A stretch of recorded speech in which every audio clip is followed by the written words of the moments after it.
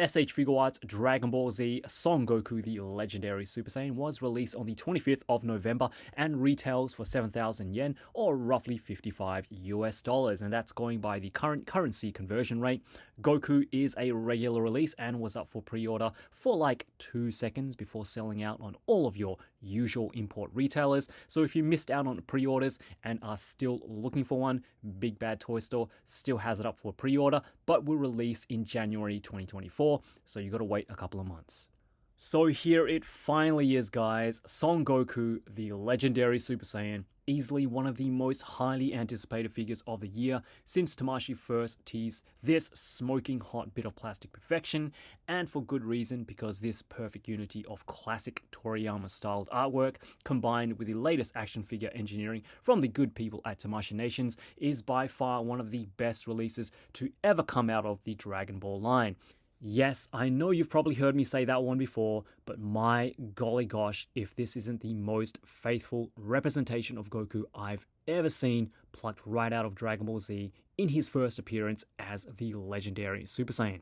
Everything you see from head to toe is a completely brand new sculpt, blending together a mix of your traditional hard plastics together with softer rubbery materials in the ab section and crotch area to give us the best articulated Goku to date. Albeit the legs, which I don't think we're ever going to get as much range as the version 2 body. In any case, the first thing you'll notice is just how much bulkier Goku is compared to his predecessor, and Warrior Awakening is pretty buff as 2.0 bodies go. This is your jacked up, bulkier, sharper, more distinct line work of good old Dragon Ball Z back in its heyday. One of my biggest complaints about the older version 2 Gokus were just how generic they look, but with this, Tamashii have given us a Goku not just specific to his look in that specific era, but a Goku that's specific to the artist and his art style. And what we get is a thick, muscular body cut and sculpted to follow the natural musculature whilst keeping the angular, almost polygon aesthetics of Dragon Ball Z back in Frieza Namek Saga days. Of course, this is a battle damage Goku, so you're going to get all of your ripped up, torn to shreds belt, which is a separate piece, and pants masterfully sculpted around the exposed muscular legs. Every inch of Goku's body from head to toe is covered with sculpted scratches and scars, again, really emulating that art style from the manga. I love the colors used on Goku's pants. It's a bright orange fading to a lighter orange, almost yellow, and they've even colored the boots correctly. Blue and yellow boots with red laces. The body itself is molded skin tone plastic, but because Tamashii has used different materials for the chest and ab section, there is a slight color variance. Yes, the skin tones don't match perfectly, but when you have it in hand, it really isn't noticeable and definitely nothing to stress over. Now let's have a look at those head sculpts. These are probably some of the best head sculpts I've ever seen in the game, and that goes for official and third party. It's not just the extremely anime manga inspired facial expressions or the Band Presto style sculpturesque hair sculpts, which we get 2 of, and 2 bang options as well, but it's the fact that Goku looks amazing at every angle, right down to the bangs being the right distance apart from the forehead to cast those iconic shadows you see from the artwork in the anime and manga. The faces are sharp and angular and give you that light and shadow blocked out look, again, much like the artwork from Dragon Ball Z. The hair options have the right amount of volume and spikes and are sculpted in a way that give off a 3-dimensional look without being overly detailed. I love the flat matte light yellow Tamashii have used here, which transitions into a darker yellow closer to the base of the hair. Again, we get 3 different looks for Goku: your standard Super Saiyan hairpiece with your standard bangs, a different wind swept bangs piece for your in-action poses, and an extra complete hairpiece with bangs fully up for your power-up and full blast Kamehameha poses. Does Goku have any QC issues?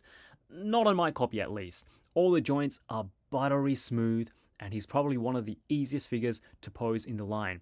Everything feels firm, the plastic quality is solid, and I can't stress this enough, but it's just a joy to handle and so much fun to pose. So this has got to be one of the best articulated figures in the line, not just in terms of Goku figures, but out of every release in the series, and a lot of that has to do with the new engineering and mechanics, mainly in the upper half of the figure. It's buttery smooth, and you really have to have it in hand to know exactly what I mean. So let's start off with the head articulation. So head moves up, tilts down. We have left and right head tilt, side to side rotation, and all round really good movement in the head and neck. So this is where the figure really shines, and we're going to get right into the butterfly joints. As you can see, it goes over and in, and I swapped out the hands from fists to Kamehameha hands just to show you how easy it is to get him in a natural looking Kamehameha pose. And it took me no time at all. But you can even have his palms touch each other. So the butterfly joints do move back as well. And just look at that musculature on his back there. Shoulders move way past 90 degrees. I really like the shoulder system now. We have upper thigh swivel, double jointed elbows, and of course hinges and swivels at the wrist. Looking at his ab articulation, Goku can crunch forward really well actually. It doesn't look like he can, but because he's so thick in the upper body, there isn't much variance between when he's actually standing up straight and when he's actually crouching forward. But you do get a very good crunch there.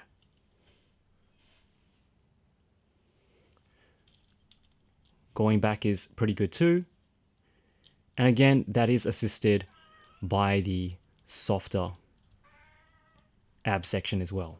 Like I said, the chest there is a hard plastic, but the ab section is a softer, slightly softer, I guess, ABS plastic. There is a ball joint in there so you can get side to side, swivel, and tilt left and right as well. The belt and sash, or the torn up parts of his gi, are a softer rubbery plastic, and there is a swivel there on the belt so you can swivel it up and down. Now to the leg articulation, and Goku gets the full 180 spread. He gets great range kicking forward way past 90, and we do actually get some movement going back. And that's because of this new crotch piece, which is made from a very similar material to the belt and the torn up gi pieces here. It's a softer kind of rubbery plastic, more so like around the top area than actually in the middle section, but we do get some movement going back. It's not as crazy as the version 2 bodies, but it's much better than what we've been getting recently with the version 3 bodies. There is upper thigh cut, and we get a bit of movement. I do wish that we got a little bit more, but it is there. Double knees. No cut there at the boot, but we do have a swivel at the foot. The feet go down. Feet hinge up. Not too far because of the way the boot is sculpted, obviously. There is toe hinge. And some great sculpted detail on the back of the boot there, which is great. And some fantastic, look at that, ankle pivot. Brilliant stuff. And again, I can't emphasize enough just how easy it is to get Goku in some really cool looking poses. It's taking me next to nothing to get Goku in a very natural looking Kamehameha pose.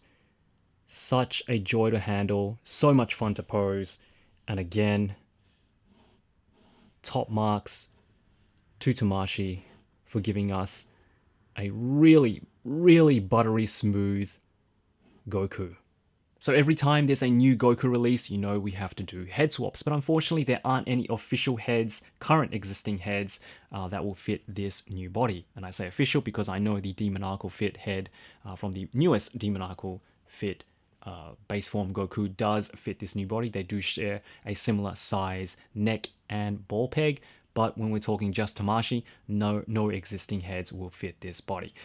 Fortunately, we do have a couple of figures with the same socket and that do share the same neck peg and neck size, and that figure of course is Gohan. Obviously the skin tones don't match, but we do get a perfect fit. So if you want a bulky, buffed up, battle damaged Gohan wearing his father's gi setup, that works. We also have Gohan in his Super Saiyan 2 form.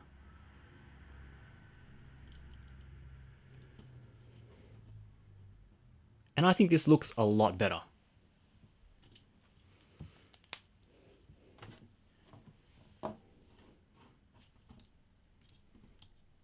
And next up we have Beast Gohan.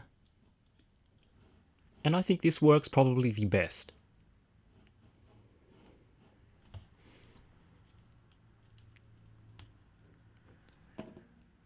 Let's try Trunks. Trunks' socket unfortunately is a little bit too big. But I think that looks pretty good. If you kind of disregard the lower half, that's a pretty good looking upper half for Trunks. Maybe, you know, a basis to go off for a Bojack or a shirtless or just a tank top Trunks. I think that would work really, really well.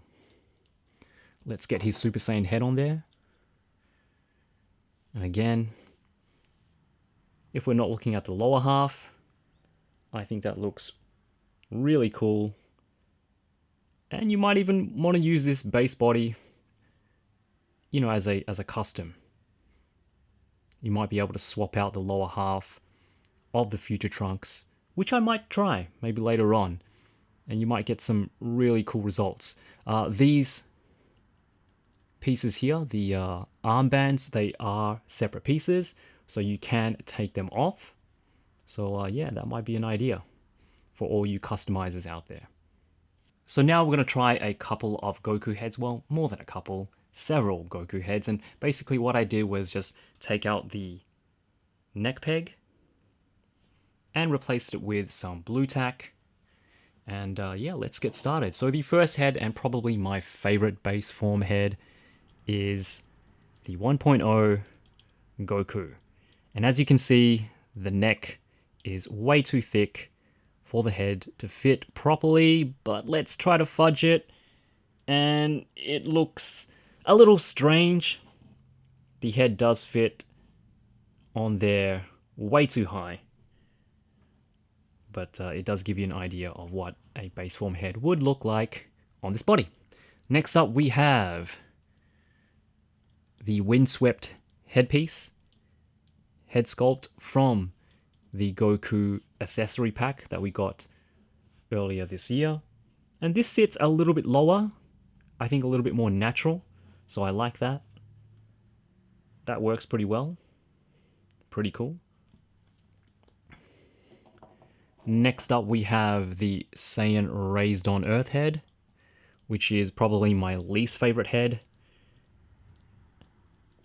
And again, the neck is a little bit too thick, but it's not too bad.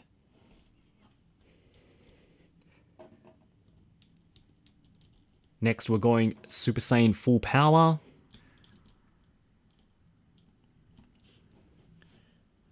And I think this doesn't look too awful. Again, the neck is a little bit too long. Maybe the face is a little bit too small, but yeah, not too bad. Next up, we have one of my favorites, Super Saiyan 2, the event exclusive edition.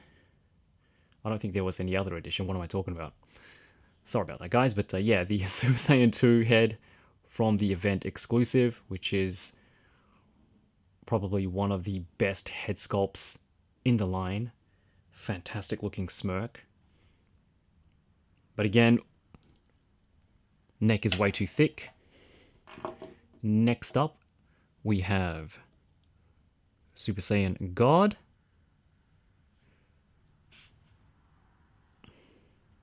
And this look probably looks the most off because the body is obviously way too thick, way too bulky for Super Saiyan God. But not too bad. I like that. Next we have Super Saiyan Blue, Super Saiyan God, Super Saiyan, and this is the demoniacal counter-attacking K release, which is probably their best release to date. I'm saying that because I don't actually have the new 3.0 base form Goku. That does look like a very promising figure, but so far I think this is one of Demoniacal Fit's best releases. So I think this works really well. I really love the head sculpt and the hair. Next we have Ultra Instinct Sign. And I think this would work really well if we could get that head to fit nicely, but it's not going to cooperate with me. But yeah. Shoulders are huge. Look absolutely huge for this head. And last but not least, we have Mastered Ultra Instinct with a custom paint job.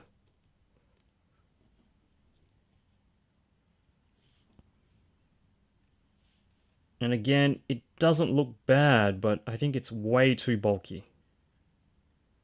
And the heads are just a little bit too small. Alright, now we're going to go the other way around and do some head to body swaps. And this body is obviously from the Ultra Instinct Sign release. Again, I'm using blue tack because the pegs are way too small for the new head socket. And that looks okay, I guess.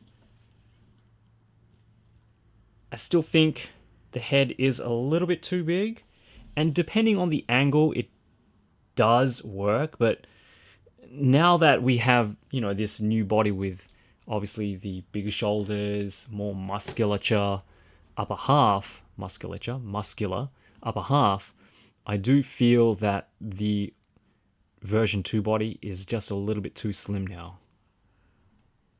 But it looks okay. Looks okay. And this is a version of Battle Damage Goku that I think a lot of collectors, including myself, want, with the actual blue undershirt. But hopefully we'll get to see something similar to this, you know, with new engineering, you know, new sculpt, everything, hopefully soon. Alright, the next body is going to be your base Saiyan Raised on Earth. And again, I'm thinking this is going to be way too slim, way too small for this new head. And yep, let's just try to get that head to sit a little bit lower. And it's not bad. And that might work for maybe an earlier Super Saiyan.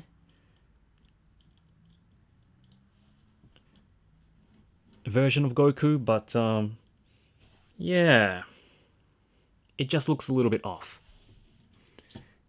Next body, we have Full Power Goku, and this one has the deeper V cut.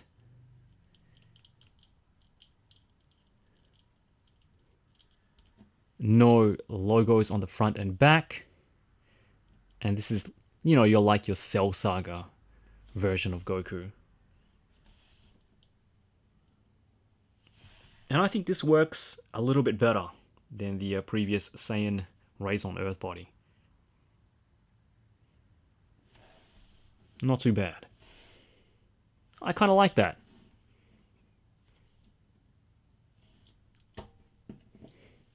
And last but not least, we do have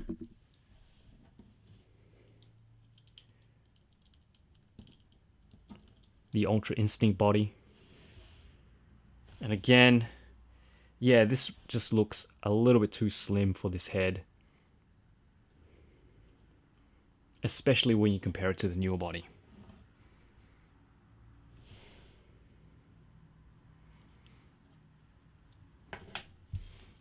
All right. Actually, we have one more body to go. One more body that I want to show you guys, and that's the Gohan body. Just got to get this blue tack out of the head socket. Might fast forward this. Oh, there we go. Nicely done. Let's get the bangs back on. So this should fit with no problems. Yep. Click.